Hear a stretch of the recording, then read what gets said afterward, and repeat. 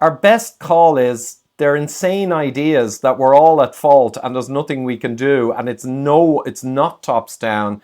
It's kind of controlled opposition, really, and learned helplessness. Absolutely. A clear as crystal conclusion. Hey guys, there was a mega thread on Twitter the last week and a half. Eventually, myself and others got blocked, and the bad guys ran away. That's bias on my part. But the thread was all about, was COVID and the whole scam tops down primarily with a lot of mass formation in the people and fear, or was it just spontaneous that everyone got scared and they demanded that the government lock us down and do all the other stuff, right? So I got Tucker Goodrich on because he was at war in that thread. Great to see you, Tucker. Great to see you, Ivor. Ivor. I always get it wrong.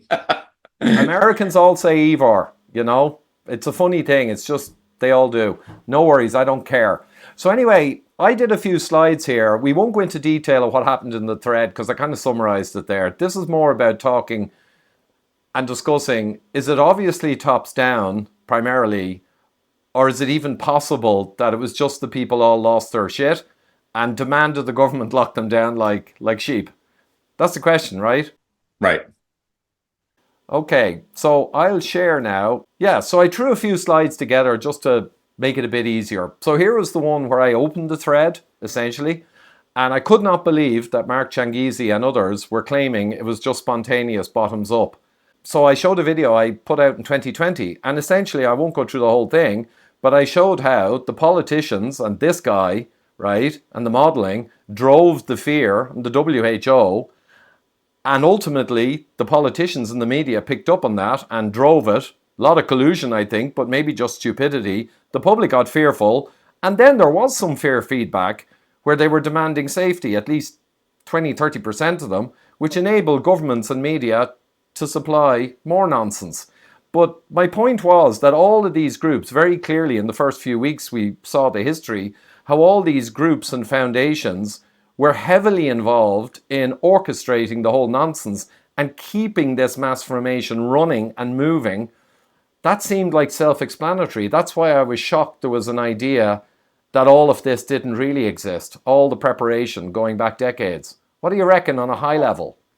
You're missing a big one. I mean, at this point, we know that the U.S. health authorities and then later the federal government, the president's office, were requesting that people like you and me and Jay Bhattacharya, etc., be censored. And right at the very beginning of this whole thing, you and I and another gentleman who I will leave nameless because he doesn't want to be dragged into this stuff. We had a call together where where he told us that he had been warned by folks at Google that if we talked about the wrong stuff, that we would get shut down.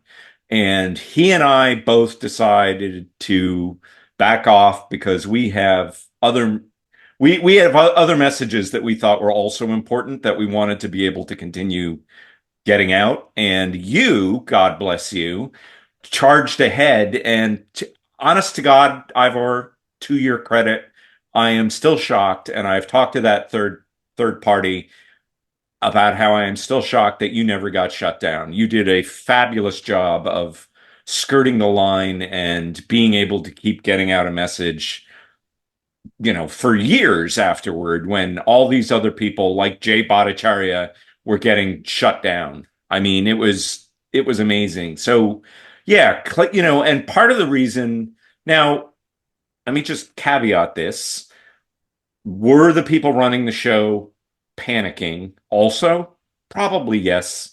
We discussed in the podcast we did back in April of 2020. I, you know, went through what was happening in Italy and showed this one point, this inflection point where I said, look, this is where mortality is kicking up in Italy, and this is exactly where they put the lockdown in. They probably panicked at that point, right? That's what I said at the time. So, but again, they weren't doing that because there was people out on the street in Italy demanding that they lock things down, right? There was no feedback loop for that. That was a top-down decision okay, we're going to shut you all down, and anybody who doesn't agree with this, we're going to arrest you, right? So, yeah, I mean, the claim that those guys were making that this was some, you know, mass panic that promoted that all of these guys were like, oh, look, all of the people who elect us are demanding that we lock them all down. Well, that was absurd. That just never happened. Yeah. It never It, happened. And to turn around and claim that that was what happened now was just, I won't say it's delusional because I think I know exactly what they're trying to do. But, and we will get to that. But yeah, it was just unbelievable. Yeah. It was utter nonsense. And very quickly it came out that the media were using photos of some mass famine in some other country showing all the coffins. They were fake. And also it came out there was collusion that the army had a load of empty vehicles and they were lining them up to enhance the whole psyop. I mean, the stuff got out, but you're right. The key point is it was tops down. The Italians didn't give a toss any more than the Irish did at the time. It was just a talking point about this so-called flu thing. I mean, clear as crystal, same in Ireland. No one I knew really gave a damn, and anyone who rang me and asked about it, they said, "What's this about?" And I just explained to them, it's a swine flu nonsense. It's just another scam. All right, grand. And that was it. And then suddenly the government locked us down in March 17th on the back of Bergamo, which was a scam. And on the back of Neil, $300 million dollars from Gates Foundation over 8 years in Imperial College, Ferguson, doing his Fortran nonsense and claiming 500,000 lives unless we lock down. So the whole thing. Yeah. And that the Imperial College analysis, which we went over in that podcast, and I explained how it was ridiculous on the face of it and why, and how the data in a couple of weeks falsified the model, but they nevertheless, they nevertheless used that. And what was one of the things Ferguson said, as we discussed at the time? Ferguson said we were going to need a lockdown until there was a vaccine. The whole 2 weeks to flatten the curve was baloney. They were lying to us because they knew that nobody would accept a potential multi-year lockdown. They're like, oh, we'll just do it for 2 weeks. But, even in the US with Trump, once they convinced him to do it, it was so much easier to keep it going than it would have been to say, okay, everybody, we have to lock you down for maybe 2 years. We don't know. Best case at the time, we thought it would be 18 months to 2 years to get some kind of vaccine. And of course, they were also telling us that it would probably be a functional vaccine as opposed to what we actually got. But anyway. Well, that's another thing. Yeah. No, it was clear as crystal. I was hoping that it was more a swine flu scam for the first couple of weeks. And as we discussed at the time and since, I had to play it real careful because I helped the guys go ahead with the Denver low carb on 14th of March 2020. And right. The hate we got afterwards from the low carb community, some doctors were using the word murderer. I mean, it was astonishing. So I knew from the get-go, right, I'm going to have to play this like I'm Mr. Nice Guy, going to look at all the science, going to accept that there's a problem with Granny dying. I'm going to have empathy, but I'm going to go through the science and steer people away from lockdowns, which are frightening, sinister, tyranny, and just push them towards, well, let's just do distancing. And because I knew that was harmless enough and it would not have longevity and it would not enable a future vaccine mandate. They needed lockdown to justify the level of crisis that would require long-term measures and then vaccine mandates. And we knew that at the start. Right. And I think ultimately, they were looking at a wonderful, who was it? Rahm Emanuel, I think, who was a member of the Obama administration, said never let a crisis go to waste. And there have been multiple, there have been my father. I remember my father at the time, who was towards the end of his life. We were talking about why they were doing this, and I pointed out to him that in 1968, the year of Woodstock, by the way, most people don't realize that Woodstock took place during a flu pandemic, right? Big one. That killed a lot of people. And I remember my father saying, oh, and there was an earlier one in the 50s. And my father said, oh, yeah, I remember that. I had both of my parents were so sick, I had to take care of them in their apartment, right? There were no lockdowns for that. There were no cancellation of flights. There was none of the stuff that they felt necessary to do at this time happened in those earlier pandemics, right? I professionally lived through the SARS scare because at the time I was the head of business continuity for my company. And we were all like, okay, well, if this becomes a thing, what are we going to do? Right. But it never happened. It never took off. It never got to the panic level that was promoted this time around, right? I mean, it's come out since that Birx and Fauci were both working on Trump to get Trump to do things that any previous medical professional never would have never said to do, right? Everything that they did went against the playbook of how to deal with a pandemic like this. Yeah. I mean, yeah, it was clear as crystal tops down to an almost absurd level, as you describe. I'll just share now a little bit of history for people. And this is a soupçon, a frisson of what we have, documented evidence. But the origins of lockdown, people mightn't remember. Jeffrey Tucker did an amazing job back in 2006. He challenged the Bush government, or at least key medical people within it, because they were beginning to talk about lockdowns and social distancing for future pandemics. And Jeffrey Tucker knew that that was insane, Brownstone Institute. So he's on the record and he communicated with some of the weirdos who were behind that. But people don't realize that essentially back in 2005, 2006, Bush, who's of course WEF and the usual suspects, took an interest in lockdowns for future pandemics, actual lockdowns.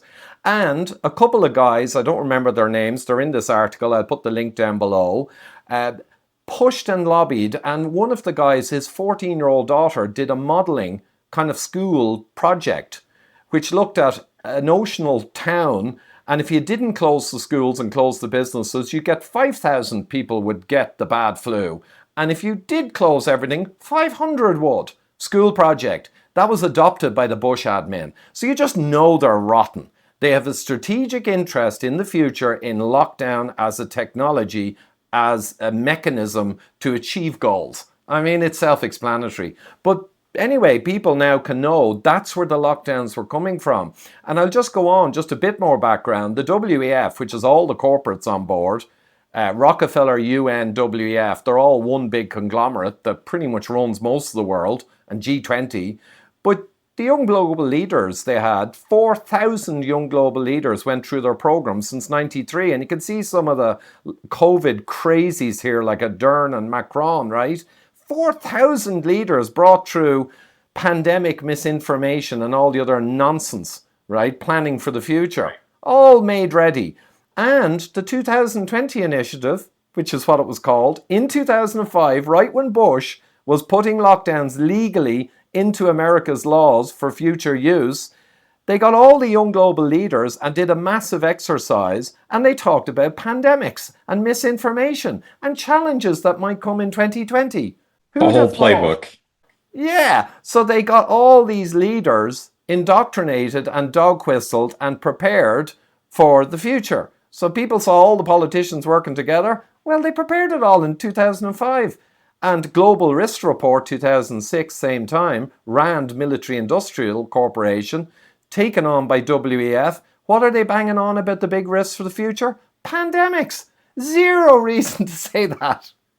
And misinformation, they're saying, will be a problem and will need to be managed by all of us leaders in the future, I'll say. Right. So it's corny. And anyway, people know the WF story. But just one last thing and we'll go back to it. They also set up a grassroots network in 2011 and they got 14,000 members, 150 countries. Internet under 30s, big influencers. Brought them in, wined and dined them and talked to them about the same shit, right? So they didn't leave any stone unturned for the future tops-down scam. And of course, Rockefeller lockstep is just comical now. Most people know they did the scenario that was an absolute mirror image of what inexplicably otherwise was dumped on us in March 2020. And they did that in 2010 and laid out everything, how it would need to be done. So next I would go into the emergence like the Drosten and all, but maybe we'll stop there. I'll unshare and just that little pile of obviousness. What do you reckon? Yeah,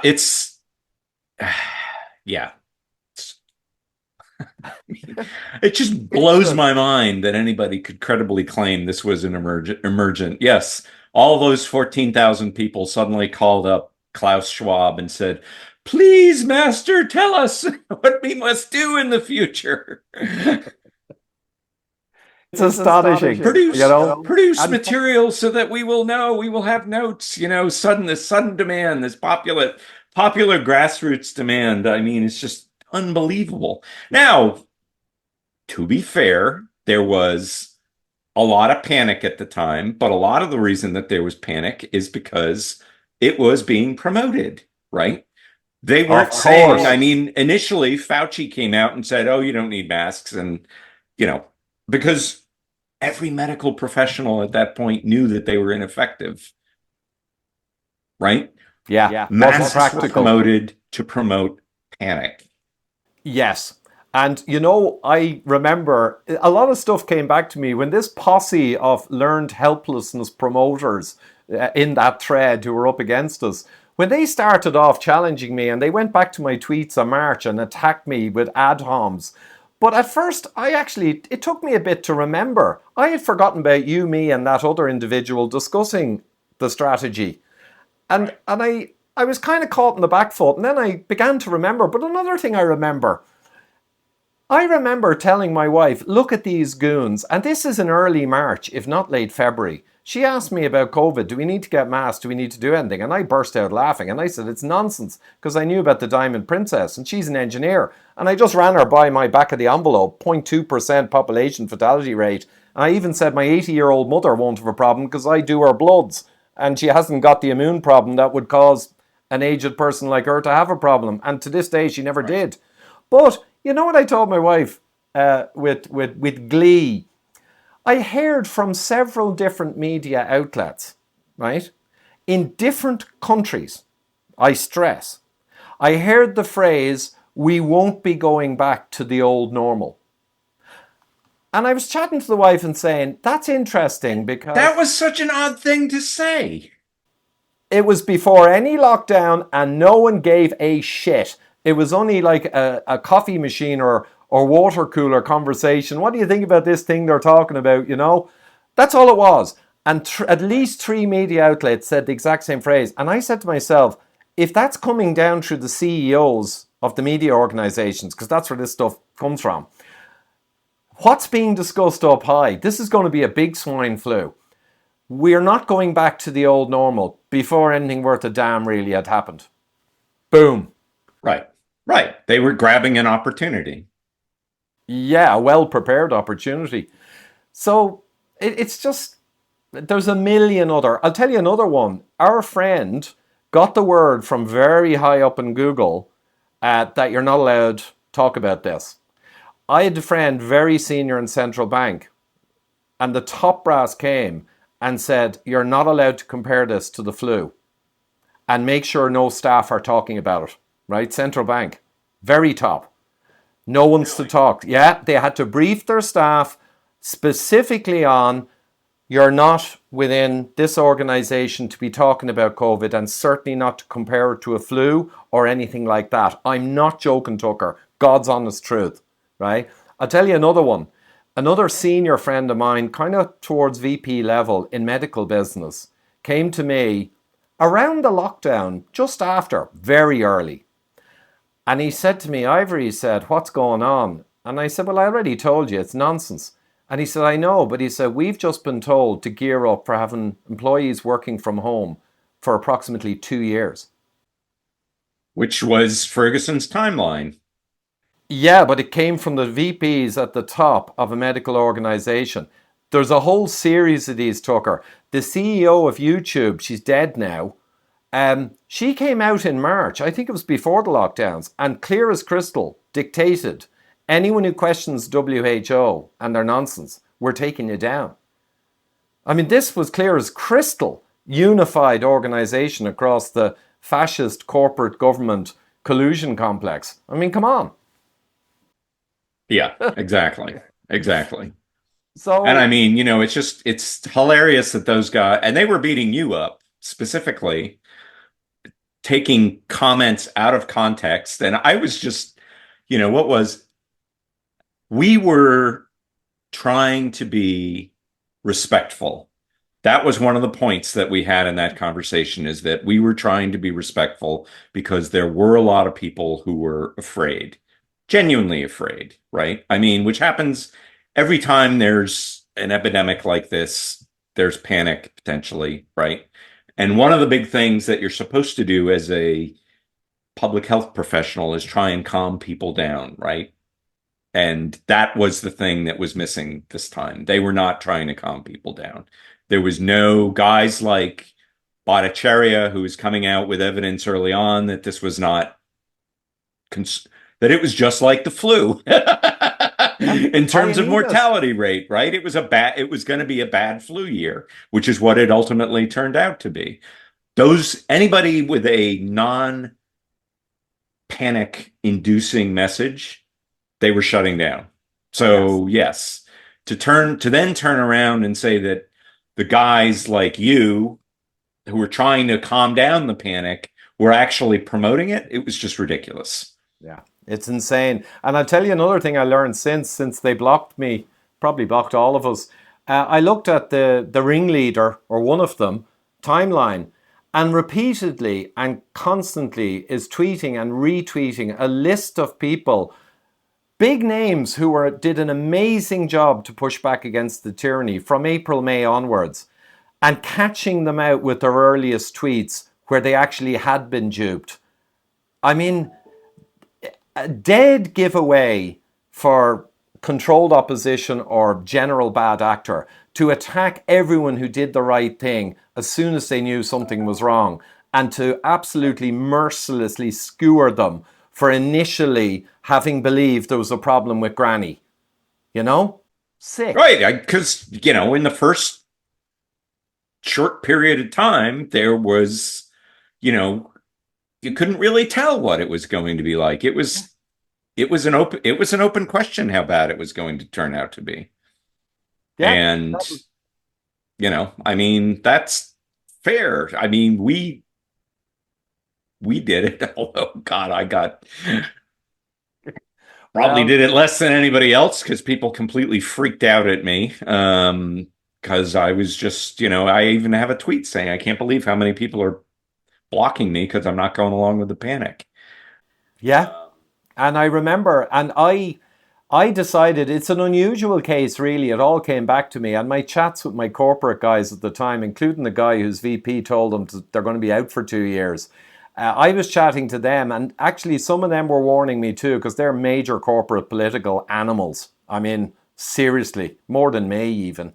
And they were saying, look, be careful with this one. And they were telling me their staff, even engineers, they believe the nonsense from the top. And they said, if you go out and contradict it, just play that one carefully. They were actually advising me what I already kind of knew from my experience with Right. Denver Low Carb. So I played that really careful, acknowledging, okay, Granny's dying, but let's just do stuff that makes sense, like pandemic stuff, not this crazy lockdown shit. But it was crazy. You know what I'll do? I'll share, because I want to get to your story about your father and the foundation. Grandfather. Oh, grandfather, sorry, it goes back further. Just the emergence really quickly. So I think Nick Hudson closed the whole case on the tops down orchestration from January, from the early days, because we went through the 20-year history. We touched on some of the jewels. But from January, this 4-minute video removes all doubt, but it was tops down orchestrated. And someone did a graphic for it, which was handy. I just grabbed it. Some lady, I think. But from like 30th of January, in a matter of 4 weeks, this incredible race occurred to get Drosten's corrupt, fraudulent PCR test a key element of driving the madness, the case demics, the fear, the cases curves, right? This was central.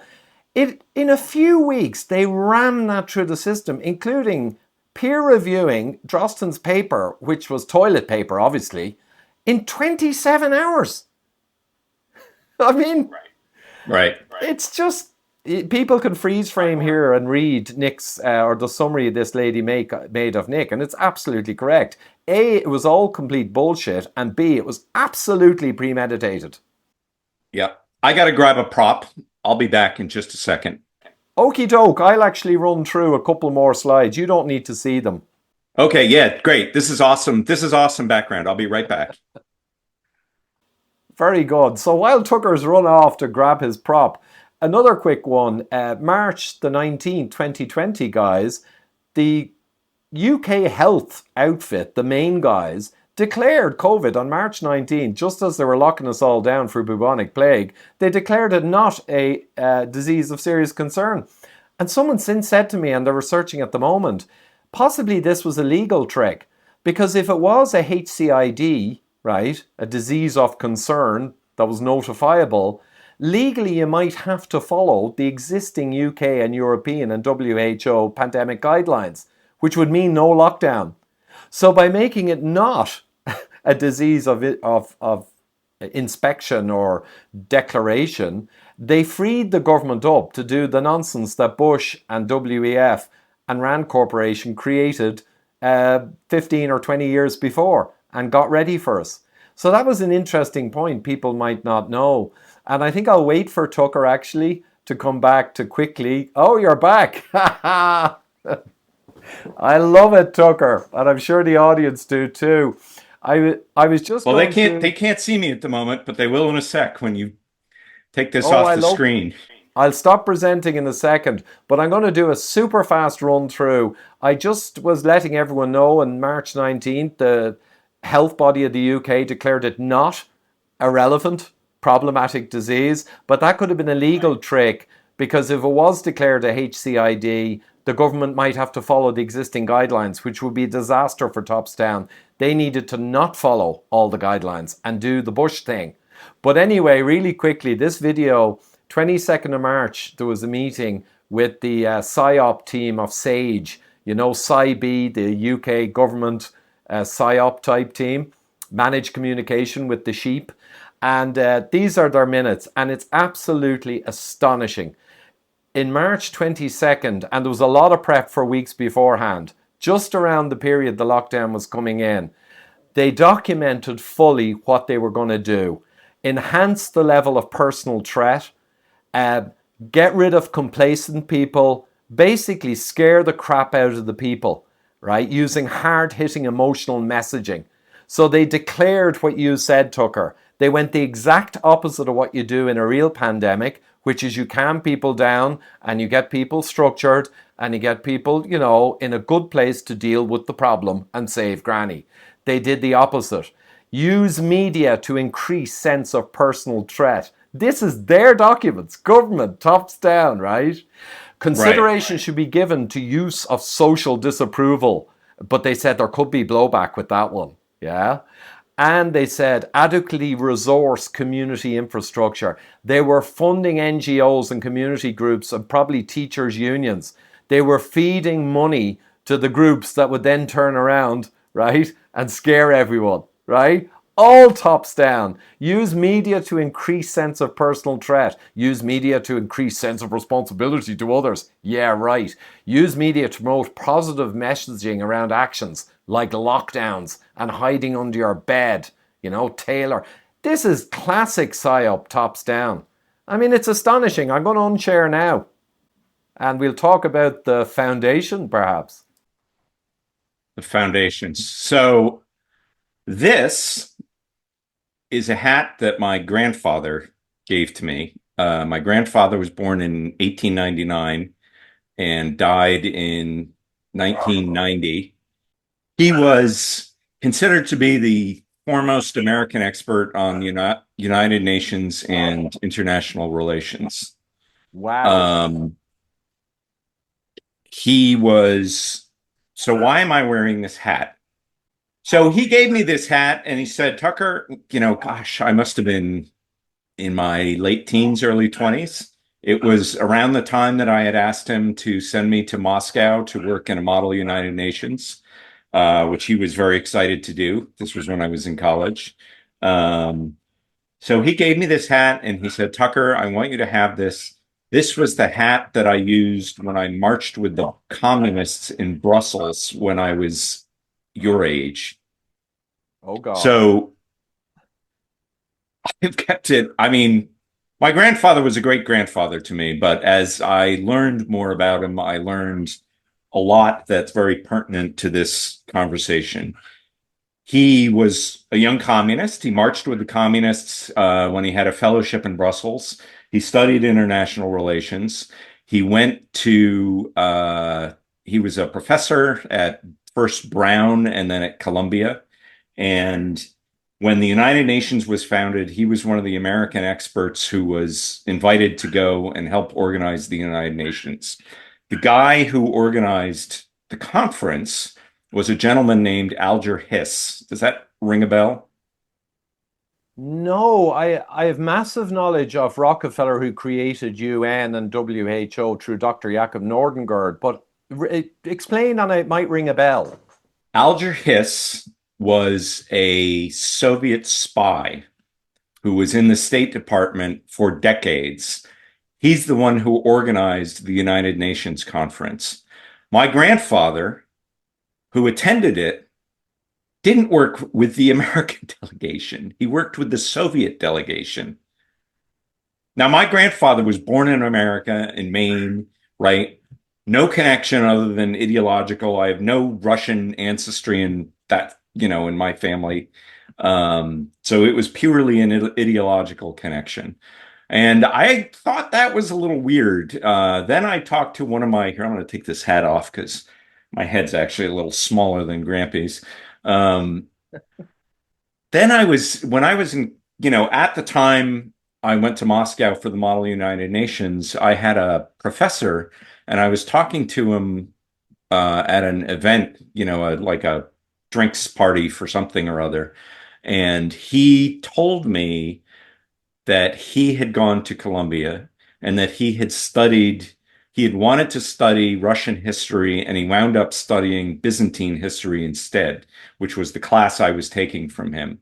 And he said that the reason he didn't want to study Russian history at Columbia was because the people who were involved in it were all Stalinists.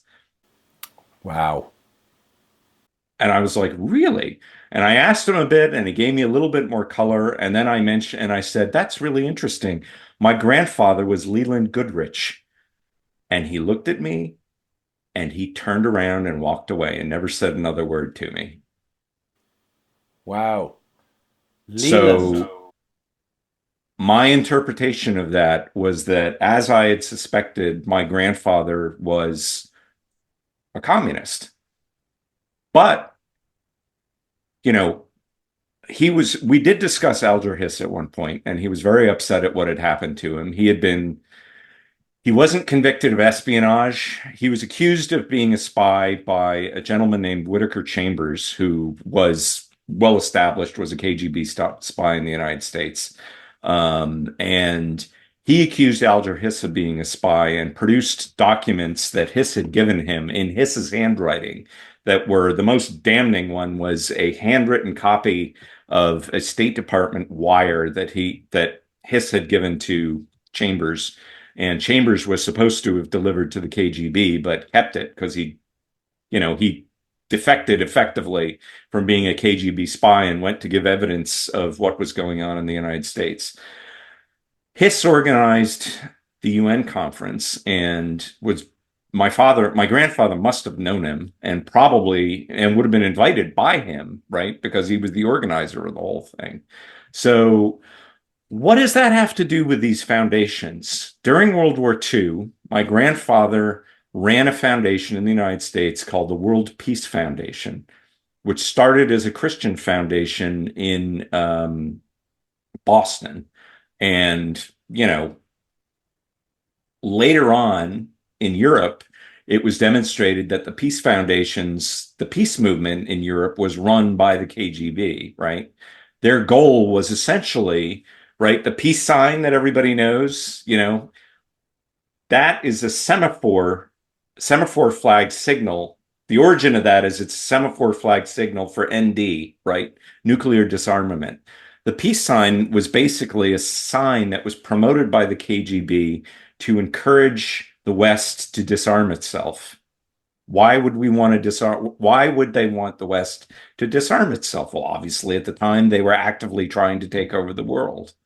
So then we get to these foundations, right?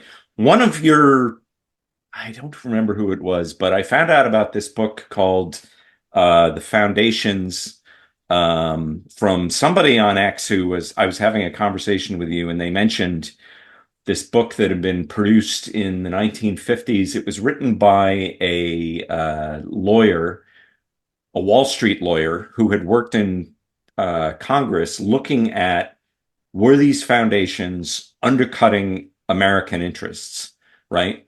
Chief among them was the Rockefeller Foundation. One of the Yeah. amazing comments in that book is he said, I found out that, some of these people who were involved in this organization were communists, right? A lot of the academics who were put in charge of these foundations, like my grandfather, were some of them explicit communists, some of them were probable communists, some of them may have been communists, but it never came out, like my grandfather, that you know that they weren't on a list somewhere, right?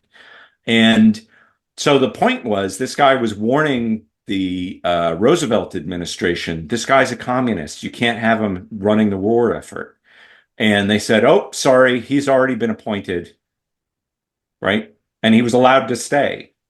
The Roosevelt administration was full of these academics who, many of whom were communists, who were trying to, do whatever it is that they do, right? So what finally happened with that organization? Well, they were running all these big foundations. They've been running all these big foundations since probably the 20s. So McCarthy, unfortunately, didn't get the job done. McCarthy did not get the job done. McCarthy, I mean, a lot of the guys that he accused, as far as I know, all the guys that he accused were actually communists. He was just a bit of a blowhard and undercut his own argument. But then, so what happened? So where did these people wind up going? Well, we have, you know, Saul Alinsky. Have you heard of him? Yeah. Saul Alinsky was, again, smart guy, never admitted to being a Marxist, but was basically instructing people on how to undertake a revolution, a bourgeois revolution in the United States. Now, who would want a bourgeois revolution but a Marxist? But Alinsky was smart enough not to let himself get painted with the brush, right? Who was a big fan of Alinsky? Hillary Clinton. Barack Obama was another guy. His parents were both communists. Um, Harris, Kamala Harris, her parents were both communists. Yeah. Obama's mentor was Bill Ayers, who tried to start a communist revolution in the United States. There's a whole undertone in these internationalist organizations. What I've read is that they realized, like the fascists realized, Mussolini started as a communist, right? Mussolini realized it's not selling, right? So let's change it a little bit. We'll give it communism basically with an Italian characteristic, right? Nationalism added. Yes, add in nationalism. It makes it more marketable to people, right? And the other guy, National Socialism, right? Yes, Hitler He was did the the same bad guy. thing. Hitler said he was a Marxist, but it didn't sell. And Yeah. now what have we got? We've got the Chinese Communist Party, which they themselves describe as communism with Chinese characteristics. What is And that but National capitalism, Socialism again? essentially, but capitalo communism with industrial, non-centrally planned in a sense. They've gone with enough capitalism to do well, because you can't do the whole Stalin thing or a country falls apart. Right. But this thread of Marxism through everything, and the Rockefeller Foundation, as you said, that gave the money for the United Nations building, set up the Council of Foreign Relations, set up the Trilateral Commission, You know, they had a guy in the White House, Nelson. Set up the United Nations. Absolutely. All of them have a thread of Marxism. They're always, whether they believe it or not, or they just want to rule the world, which is what the Rockefellers kind of wanted to be. The elites rule the world, you know, an international system where the... Look, remember, Rockefeller Sr. was a Christian who I think had genuine motives, genuine Christian motives. Okay. The fellow who started the foundation that my grandfather wound up running, Edward Ginn, was a textbook producer and a Christian from Boston. I've never been able to find any evidence that either of the two of them had anything but good intentions when they started their foundations, right? Ginn was in favor of world peace. That's a Christian, the Christians have been working for that goal for 2,000 years. But much like what happened in the Catholic Church, there's a strain of theology called liberation theology, which is a Marxist twist to Christianity, right? A lot of people don't like the recently deceased, may he rest in peace, Pope Francis, because they thought that he was a liberation theologist, which was Catholicism with a big Marxist influence that came out of Latin America. So I don't think, but the problem with all these guys and the problem with all of the foundations is who did they hire to run all the foundations? They picked academics. And academia is full of Marxists. I mean, God, when I was in college, I remember walking in, I took a class on romantic English literature, right? And I figured that's pretty innocuous. I took it because I thought it'd be a gut. I have to read a bunch of books. No problem. And I walk in to meet my professor, and he's got a 5-foot high by 3-foot wide poster of Karl Marx right in front of his desk. So he turned his chair around, and I sat in the chair behind his desk. His desk was facing the wall, facing the poster of Marx for the entire conversation. And I'm like, what the hell is going on here? This is romantic English literature. What does that have to do with Karl Marx? As I've later understood, an awful lot, right? I mean, the Romantics, Rousseau was a romantic. That's the origin of a lot of the Marxist philosophy. I helped the chairman of the Department of Human Evolutionary Biology at Harvard. He wrote a book called The Story of the Human Body. And we were talking about things and, about potential things that could stimulate human evolution. And I mentioned war, and he didn't want to talk about that at all. And I thought that was the weirdest thing. I mean, why, if you're talking about human evolution, why wouldn't you want to look at the role of war? I mean, humans are a warlike species. And then he said this weird thing. He said, well, I'm not a Marxist. And I was like, why would I think you were a Marxist? This was in 2011. It wasn't even all that long ago. But afterwards, I read a book called Noble Savages by this guy, Napoleon Chagnon. And he was an anthropologist who went down to Central America, and he discovered that the noble savage concept was a lie, that these people were nasty creatures, right? Humans were nasty creatures in the so-called state of nature. And what happened to his career? He was attacked by the Marxists. Why? It's anthropology. What does that have to do with Marxism? Well, a core tenet of this whole romantic school of thought that fueled Marx is that we were perfect, right? That was Rousseau's message, that we were perfect. And then civilization and capitalism came along and made us horrible, right? And that their whole idea of the revolution is to basically take us back to this perfect state of nature. Right. And that's why there are so many Marxists in anthropology. And why, if you try and write a book or discuss bad traits of humans back in anthropological time, you get attacked and your career destroyed by Marxists. It's everywhere in academia. If you go into academia and you pick a person at random, odds are probably 9 out of 10 that there's some flavor of a Marxist. Yeah, they're riddled. I mean, that's all the DEI, LGBTQ, the saving granny in COVID, all this environmental babble, right? Every single bit of it. I did a root cause diagram of all the madness that's happening in the world, and it's all being driven by the globalists, and it all stinks of Marxism. Now, I think there's heavy hitters up the top. Klaus Schwab and his New World Order. You will own nothing and you will be happy. Well, Of course. shit, that's the communist revolution. I know.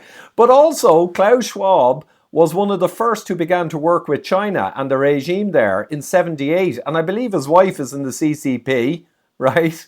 So even he, as a kind of an ultra corporate capitalist, apparently has massive threads of all this Marxist control nonsense going through. Now, the other thing is interesting is the Rockefellers and the Rothschilds before them, and there's a lot of connections there, but we won't get into that. They got into China and helped set up to educate the Chinese system to go away from Chinese medicine and go to the modern medicine, pharmaceutical. And also, I've read that they very much helped with the Mao thing, and they began to teach a lot of Marxism in China. Well, of course, because if they're picking American academics to go set up an educational system, you're going to get, I mean, you're going to get American progressives who are Marxist.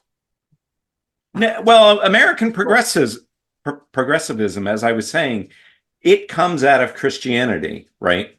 But it very quickly got permeated with Marxists who shared a lot of the goals. I mean, Mussolini was a huge fan of the American progressives. The Nazis actually got their eugenics laws from New York State. They apparently copied it verbatim, right? New York State, one of the most progressive American states, the founding American progressive president was Teddy Roosevelt, who was a very successful New York State politician.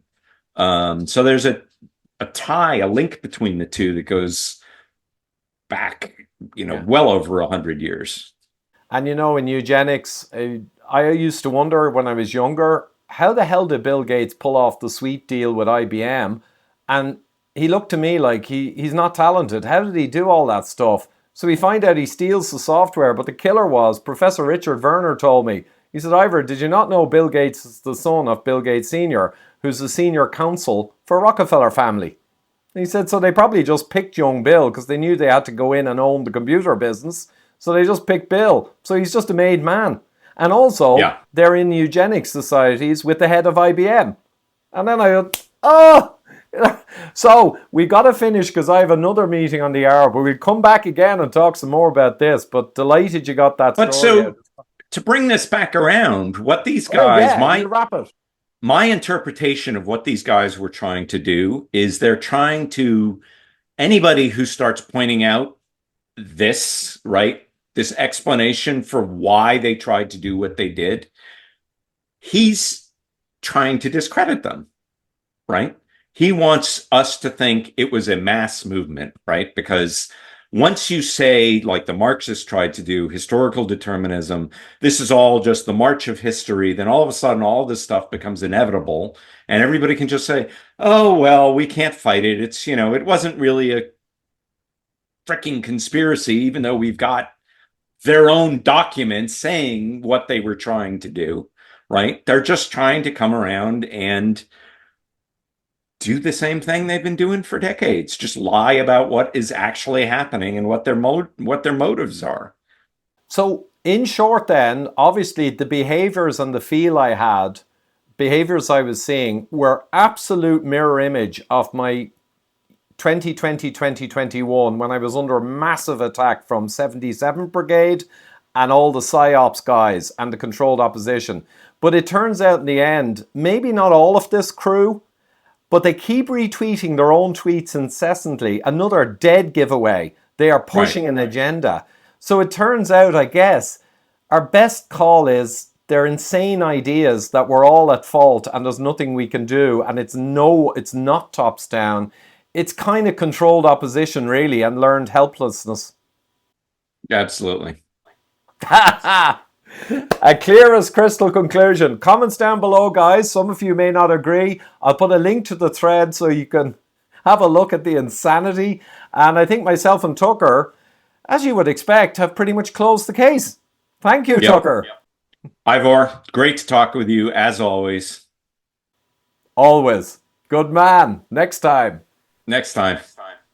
Well, guys, hope you enjoyed that debunking session. It's very important to call out controlled opposition or those trying to bring some very destructive psychology into our midst, i.e. we the people were the problem. We caused the madness, when really it was some seriously bad dudes up top and many corrupt organisations with their owned legacy media.